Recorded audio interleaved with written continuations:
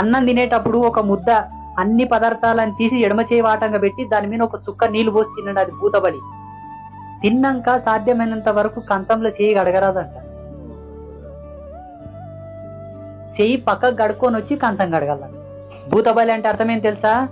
83 లక్షల జీవరాశులు కష్టపడితే నీకు ఒక సెకండ్ జీవితం దొరుకుతుంది, ఒక ముద్ద లోపలిపోతుంది. నీవేమి ఆకాశం నుంచి తెచ్చుకొని తింటలేవు.